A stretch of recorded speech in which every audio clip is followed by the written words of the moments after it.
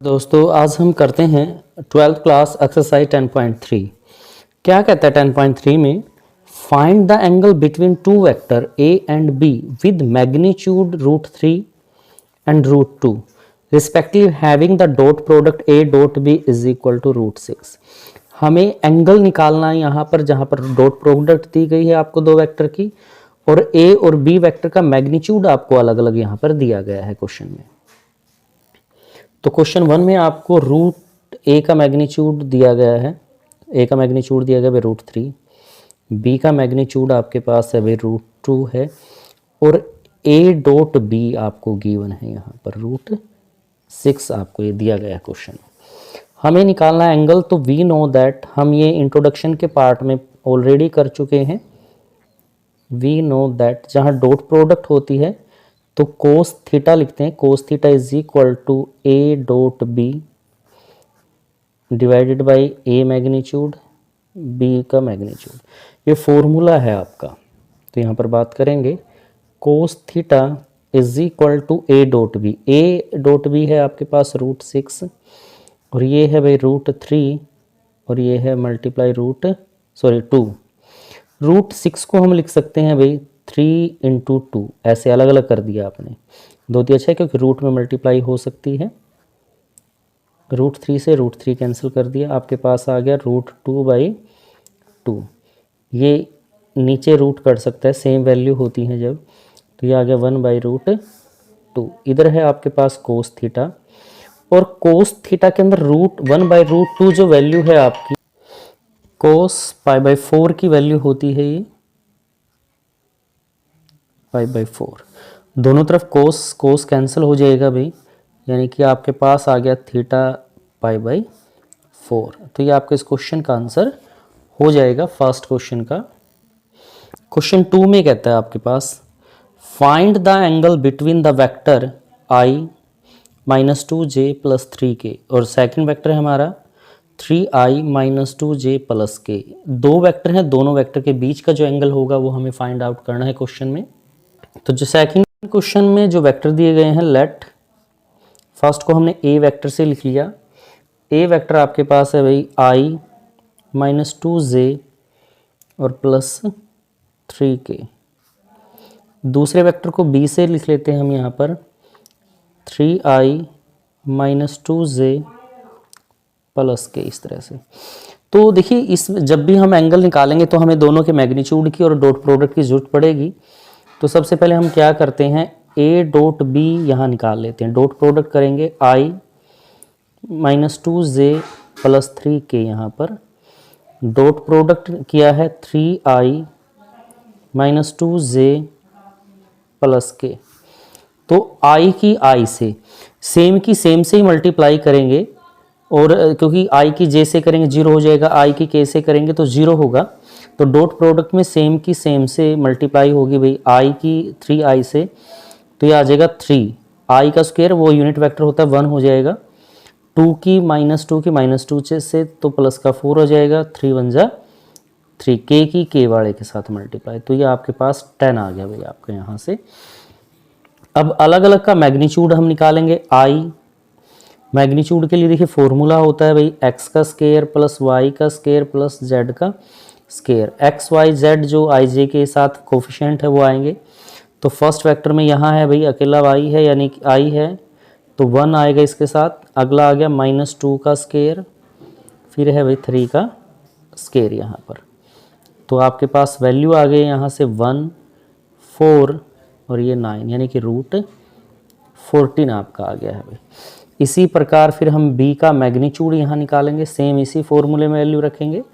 Coefficient है पहला है 3 का स्क्वायर, फिर है -2 का स्क्वायर, और फिर है k अकेला है यानी 1 का स्क्वायर। तो वही 3 का जब स्क्वायर करते तो 9 आ गया, 2 का करेंगे तो प्लस का 4 आ जाएगा, और 1 का 1 ही होगा, यानी कि आ गया √14 आ गया। 9 और 4 13, और ये 1 14 आ गया।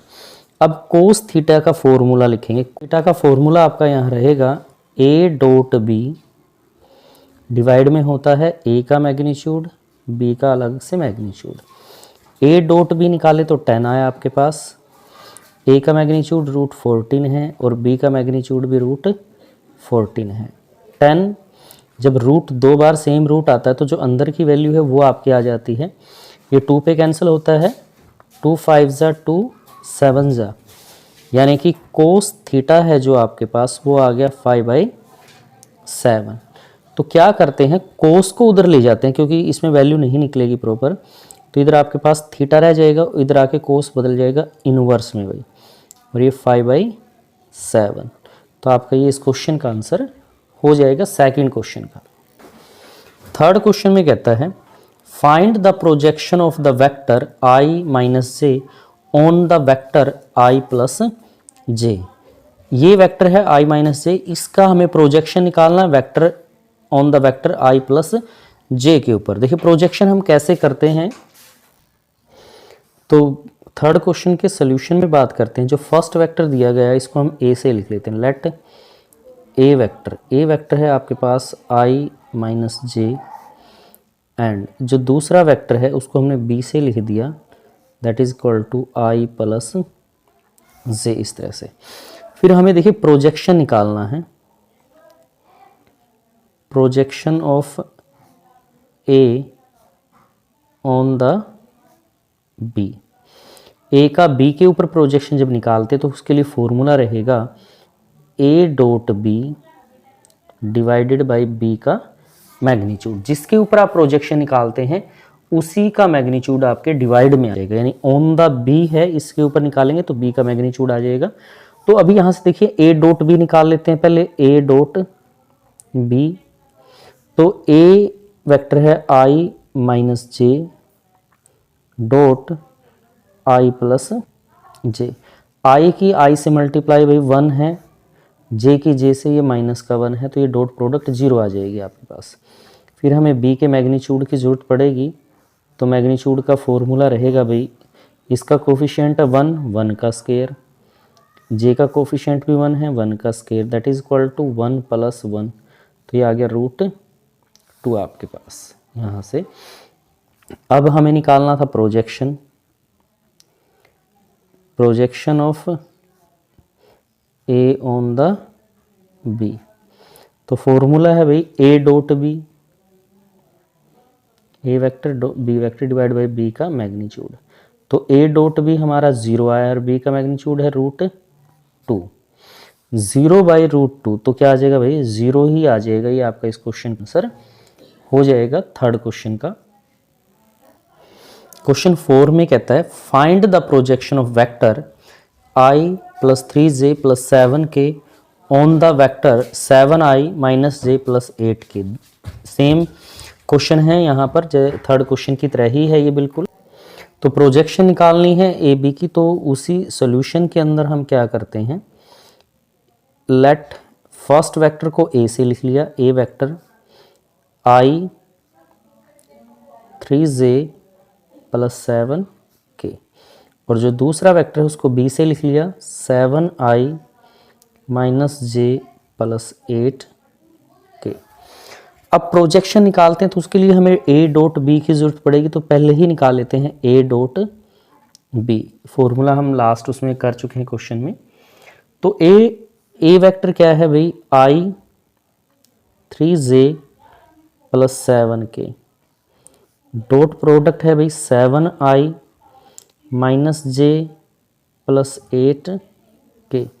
तो जब मल्टीप्लाई करते हैं तो i की i वाले के साथ करते हैं, i यहाँ कोफिशिएंट 1 है, 1 7 7 1 7 3 1 3, माइनस हो जाएगा भाई क्योंकि ये प्लस है ये माइनस है, और 7 8 56, 7 8 56 यहाँ पर, तो ये 60 आ जाएगा भाई आपका।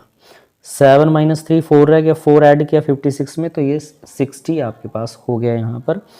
फिर हमें b के मैग्नीट्यूड की ज़रूरत पड़ेगी क्वेश्चन में भाई, b का मैग्नीट्यूड निकालते हैं। मैग्नीट्यूड का वही फॉर्मूला भाई, कोफिशिएंट का स्क्वायर करेंगे स्क्वायर रूट के अंदर, 7 का स्क्वायर, j का कोफिशिएंट -1 है तो -1 का स्क्वायर, 8 का स्क्वायर यहाँ पर, तो ये आ गया भाई 79, 1 का स्क्वायर 1, और ये आ गया 64। तो देखिए यहाँ पर आपके पास हो गया है भाई ये 50 और 64, तो ये आ गया 114 आपका आ गया 11। तो हमें निकालना है projection of A on the B. Formula है भाई आपका A dot B divided by B का मैग्नीट्यूड। तो अब ए डॉट बी तो 60 आया है और ये है √114 आपका। तो ये आपका इस क्वेश्चन का आंसर हो जाएगा भाई, फोर्थ क्वेश्चन का। क्वेश्चन फिफ्थ में कहता है show that each of the given 3 vector is a unit vector. हमें शो करना है कि जो हमें वेक्टर दिए गए हैं, first vector 1/7 2i 3j + 6k और सेकेंड है 1/7 × 3i - 6j + 2k, फिर है 1/7 6i + 2j - 3k। ये यूनिट वेक्टर एक, तो हमें ये प्रूव करना है। फिर कहते हैं also show that they are mutually perpendicular to each other. वो एक दूसरे के ऊपर क्या है भाई, परपेंडिकुलर है। हमें ये भी शो करना है साथ में। देखिए क्वेश्चन फिफ्थ में फर्स्ट है, इसको हम ए बी में लिख लेते हैं। फर्स्ट वेक्टर आ गया ए, ये है 1/7 × 2i 3j + 6k। फिर दूसरे वेक्टर को बी से लिख लिया 1/7 × 3i - 6j + 2k। फिर तीसरा वेक्टर है हमारा, उसको हमने सी से लिख लिया भाई 1/7 6i है 2j - 3k। इस तरह से हमने इसको लिख लिया है। अभी हमें यहाँ शो करना है कि ये वेक्टर यूनिट वेक्टर है भाई। यूनिट वेक्टर क्या होते हैं, जिसका मैग्नीट्यूड 1 आए। तो सबसे पहले फर्स्ट वेक्टर का मैग्नीट्यूड निकालते हैं भाई। मैग्नीट्यूड निकालेंगे तो कोफिशिएंट से लिखेंगे, 1/7 है, अंदर मल्टीप्लाई हो जाएगा तो आ जाएगा 2/7 स्क्वायर। अगला हो जाएगा भाई 3 की 7 अंदर जाएगा तो कोफिशिएंट आएगा 3/7 का स्क्वायर और ये आ जाएगा 6/7 का स्क्वायर। क्योंकि देखिए 1/7 7 है तो ये अंदर जाके मल्टीप्लाई होगा, तभी कोफिशिएंट हमने यहाँ लिया है।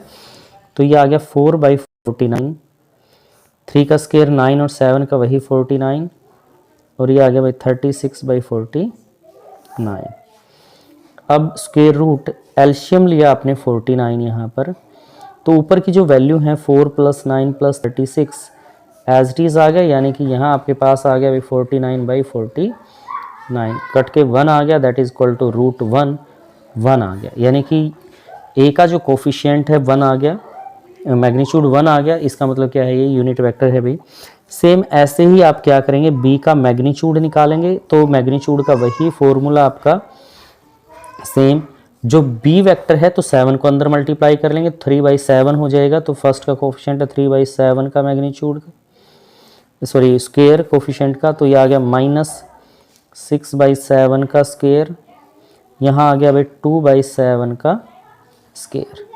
तो अब स्क्वायर करेंगे तो सेम वही फॉर्मूला आपके पास है, 9/49 + 36/49 + 4/49। 7 है डिवाइड में तो सबका 49 आएगा और ऊपर है 3 था तो 9 हो गया भाई, 6 है तो 36, 2 है तो 4।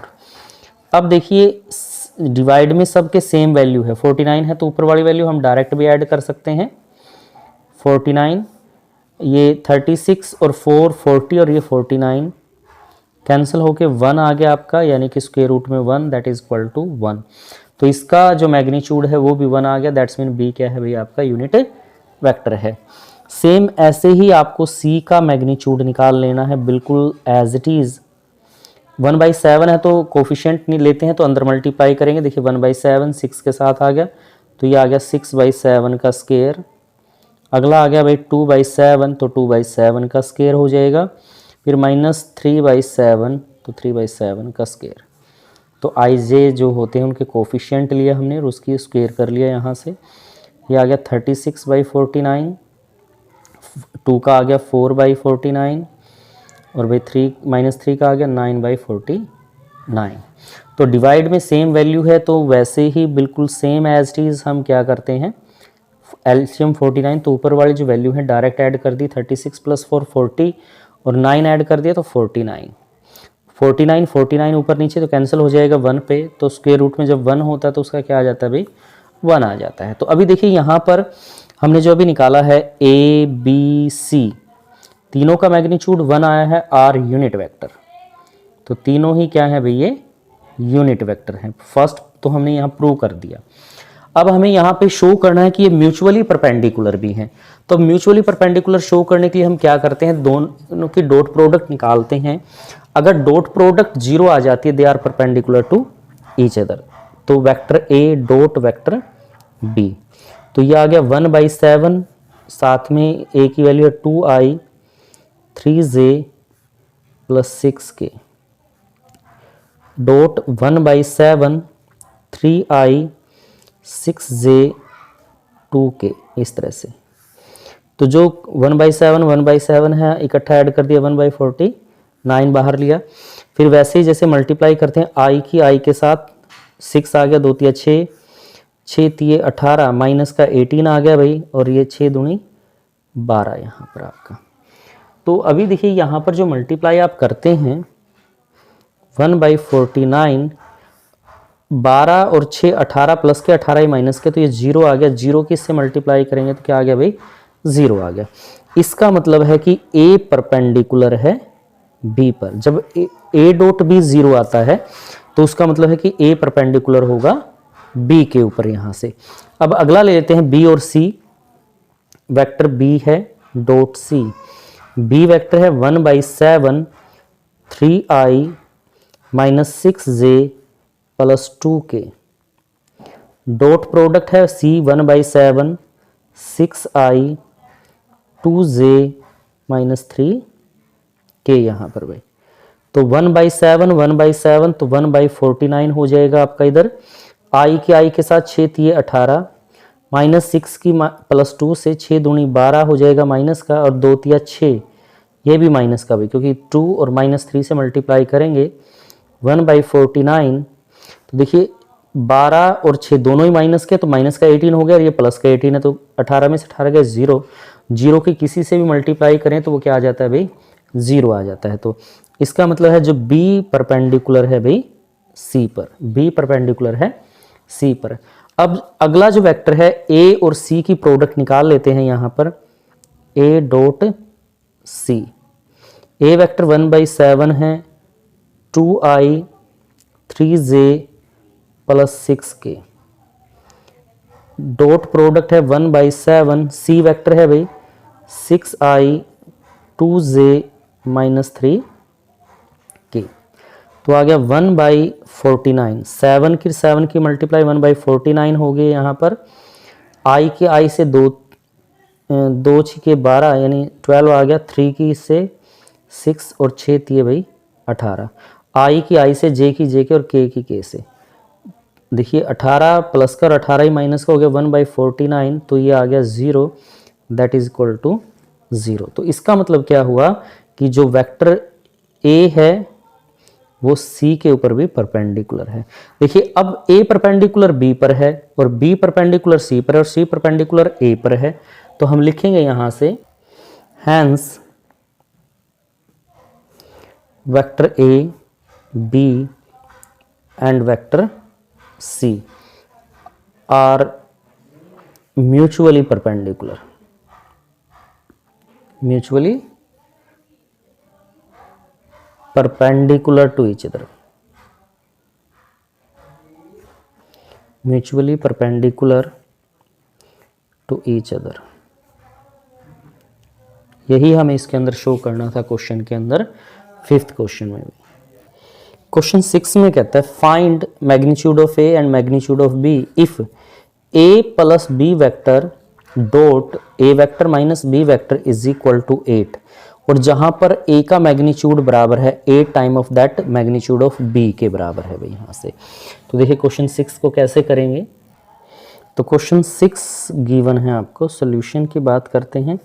हमें दिया गया है a vector plus b vector dot product है a vector - b vector is equal to 8। तो अब मल्टीप्लाई कर देते हैं भाई दोनों वेक्टर्स की आपस में। तो हम ए की मल्टीप्लाई ए वेक्टर मल्टीप्लाई की ए माइनस बी के साथ प्लस बी वेक्टर मल्टीप्लाई की ए माइनस बी के साथ इक्वल टू 8। ए की मल्टीप्लाई इसके साथ की, फिर बी की भी इसी के साथ की हमने, तो अंदर मल्टीप्लाई करेंगे ए की ए से मल्टीप्लाई, यानी vector A minus A vector dot B vector, यहाँ आ जाएगा बी की इसके साथ B vector dot A vector, और यहाँ minus B vector is equal to 8। देखिए ए डॉट ए जब सेम वेक्टर आता है तो वो हमेशा मैग्नीट्यूड में लिखा जाता है, मैग्नीट्यूड का स्केयर। ए डॉट ए तो ये डॉट प्रोडक्ट है तो ए बी आ जाएगा, बी डॉट ए तो ये बी ए आ जाएगा, माइनस बी के मैग्नीट्यूड का स्केयर इज इक्वल टू 8। ये कोई भी वेक्टर हो, जैसे x vector multiply x vector अगर सेम आ गया, सॉरी डॉट प्रोडक्ट में, तो वो उसके मैग्नीट्यूड के स्क्वायर के बराबर लिखा जाता है। और डॉट प्रोडक्ट में अलग अलग वेक्टर ए डॉट बी तो A B, B dot A B, तो ये वेक्टर सेम होते हैं भाई, यानी कि ए बी बराबर है बी ए के, तो ये कैंसिल आउट हो जाएंगे, प्लस माइनस के इधर बच गया ए वेक्टर का मैग्नीट्यूड माइनस बी वेक्टर का मैग्नीट्यूड इज इक्वल टू 8 भाई यहाँ से। और अब वैल्यू गिवन है आपको कि जो ए वेक्टर है वो 8 टाइम है वेक्टर बी का, यहाँ से ये गिवन है भाई आपको। तो ए वेक्टर की वैल्यू ये यहाँ रख देते हैं, तो यहाँ इसको जब पुट करेंगे तो आ जाएगा 8 बी वेक्टर का स्क्वायर, क्योंकि यहाँ स्क्वायर था, माइनस बी वेक्टर का स्क्वायर इज इक्वल टू 8। तो भाई ये आ गया 64 बी का मैग्नीट्यूड का स्क्वायर माइनस बी मैग्नीट्यूड का स्क्वायर 8। 64 बी स्क्वायर में से एक बी स्क्वायर गया तो ये बच गया भाई 63 बी के मैग्नीट्यूड का स्क्वायर इज इक्वल टू 8। तो बी का जो मैग्नीट्यूड है आपका स्क्वायर वो आ गया 8/63। जब स्क्वायर रूट हटाएंगे यहाँ से हम, B vector is equal to square root 8/63, यहाँ से आपके पास आ गया 8/√63 क्वेश्चन में। ये बी के मैग्नीट्यूड का स्क्वायर आपका यहाँ से निकल गया है भाई क्वेश्चन में।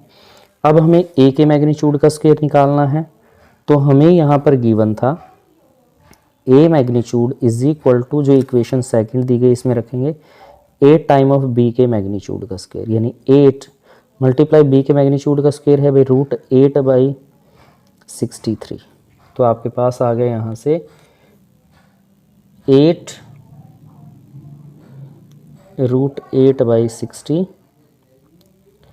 63, यानी ए मैग्नीट्यूड आ गया आपके पास 8√8/√63, और बी के मैग्नीट्यूड का आपके पास आ गया √8/√63। ये इकट्ठा रूट रखना चाहिए तो आप इकट्ठा भी रख सकते हैं रूट इसका। तो ये आपका इस क्वेश्चन का आंसर हो जाएगा क्वेश्चन नंबर 6 का।